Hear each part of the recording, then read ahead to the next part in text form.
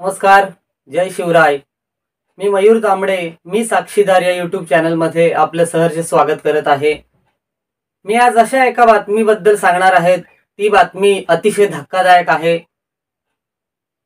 एका रेल्वे पोलिसाची त्याच्या पत्नीनेच प्रियकराच्या मदतीने हत्या केल्याची घटना उघडकीस आली आहे। पनवेल रेल्वे पोलीस ठाण्यातील पोलीस हवालदार विजय चव्हाण यांची हत्या त्यांची पत्नी, प्रियकर आणि त्यांचा नातेवाईक यांनी घडवून आणली आहे। हा सर्व प्रकार पोलीस तपासात उघड झाला आहे। त्यानुसार वाशी रेल्वे पोलिसांनी विजय चव्हाण यांची पत्नी पूजा चव्हाण, तिचा प्रियकर भूषण निंबा ब्राह्मणे, मामे भाऊ प्रकाश उर्फ धीरज चव्हाण आणि त्यांचा साथीदार प्रवीण पानपाटील या चौघांना अटक केली आहे। आरोपी प्रकाश चव्हाण यांनी 31 रात्री विजय चव्हाण यांना दारू पाजल्यानंतर ठरल्याप्रमाणे गाडीमध्ये तिघांनी त्याची गळा दाबून हत्या केल्याचे पोलीस तपासात निष्पन्न झाले आहे। मृत विजय यांची पत्नी पूजा हिचे भूषण याच्यासोबत विवाहबाह्य संबंध होते।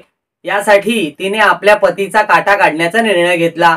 तिने प्रियकर भूषण आणि मामे भाऊ प्रकाश यांची भेट घेऊन विजय यांच्या हत्येची योजना आखली होती। त्यानुसार प्रकाशने 31 डिसेंबर रोजी सकाळी विजय चव्हाण यांना फोन करून पार्टी देण्याचे योजले।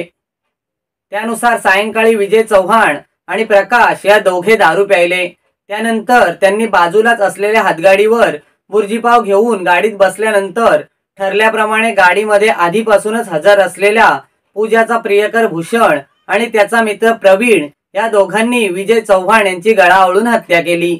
चव्हाण यांची हत्या केल्यानंतर आरोपींनी त्यांचा मृतदेह घणसोली या रेल्वे स्थानकादरम्यानच्या रेल्वे रुळालगत झुडपात नेला। त्यानंतर पहिली लोकल येईपर्यंत तिघे मारेकरी तेथील झुडपात 4 तास लपून बसले। ठाण्याहून पनवेलच्या दिशेने जाणारी पहिली लोकल येत असल्याचे निदर्शनास आल्यानंतर त्यांनी विजय चव्हाण यांना धावत्या लोकल समोर ढकलून दिले। मात्र हा प्रकार मोटरमनच्या लक्षात येताच त्यांनी काही अंतरावर लोकल थांबवत या प्रकाराची माहिती रेल्वेच्या नियंत्रण कक्षाला दिली। दरम्यान या प्रकरणी वाशी रेल्वे पोलिसांनी वेगवेगळी तपास पथके तयार करून गुन्ह्याच्या तांत्रिक तपासाला सुरुवात केली होती। विजय चव्हाण यांच्या हत्या प्रकरणात रेल्वे पोलिसांकडे कोणत्याही प्रकारचे ठोस पुरावे नव्हते।